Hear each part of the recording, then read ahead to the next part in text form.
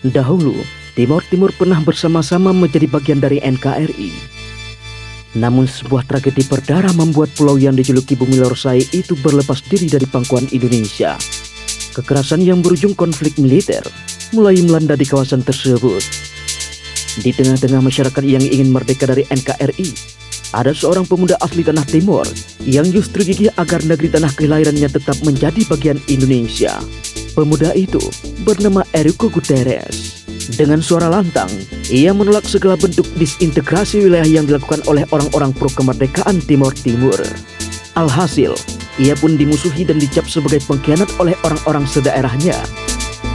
Perjuangannya sangat menarik untuk ditelusuri, mengingat ia pernah dijebloskan ke dalam penjara karena kecintaannya yang begitu besar pada Indonesia. Berawal dari preman kecil-kecilan, terlahir dengan nama Errico Barros Gomes Guterres. Pada tanggal 14 Juli 1974, ia sempat dikirim orang tuanya untuk belajar di sekolah Katolik kota Dili. Namun sayangnya, Errico tak berhasil menamatkan jenjang SMA dan memilih untuk putus sekolah. Alhasil, ia pun memilih menjadi anggota gangster kecil-kecilan. Salah satunya dengan menyediakan jasa perlindungan sebuah bisnis judi bola guling di daerah Tasitolu Dili. Sempat masuk penjara dan menjadi agen spionis.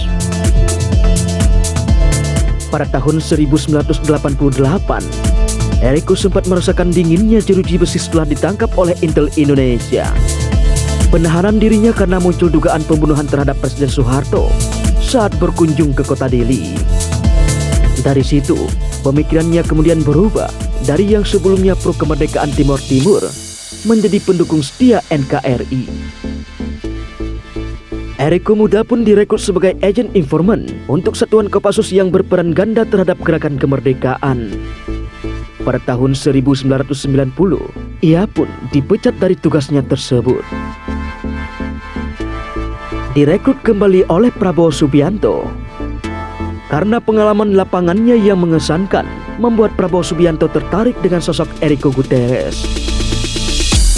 Setelah resmi direkrut kembali pada tahun 1994, ia dimasukkan ke dalam organisasi Garda Paksi. Kelompok ini memiliki dua tugas, yakni sebagai wadah penyalur modal untuk meningkatkan bisnis UKM sekaligus informan bagi Satuan Pro Militer Indonesia. Sayangnya, Garda Paksi kemudian terlibat pada serangkaian kejahatan kemanusiaan. Bahkan, ia tersangkut pada kasus pembantaian di gereja Lokuisa pada tahun 1999. Dihukum penjara oleh negara yang diperjuangkannya sendiri.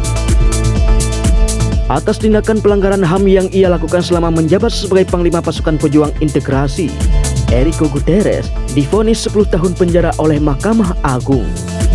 Oleh majelis hakim yang terdiri dari Parman Suparman yang beranggotakan Dirwoto, Surmayo Suryokusumo, Sakir Adiwinata, dan Masyur Effendi, menyatakan bahwa Errico Guterres terlibat atas kejahatan kemanusiaan di Timor Timur. Tidak hanya dirinya, mantan gubernur Tim Abilio Suarez juga ditahan karena kasus serupa. Diputus bebas karena kesalahannya tak terbukti. Errico Guterres dinyatakan tidak pernah terlibat dalam kasus kekerasan HAM di tanah Timor Timur. Ia pun diputuskan bebas oleh Mahkamah Agung. Mahkamah Agung menilai adanya kecacatan penerapan hukum di tingkat kasasi. Mantan komandan milisi pro integrasi Aitratika itu pun dilepaskan dari belenggu LP Cipinang.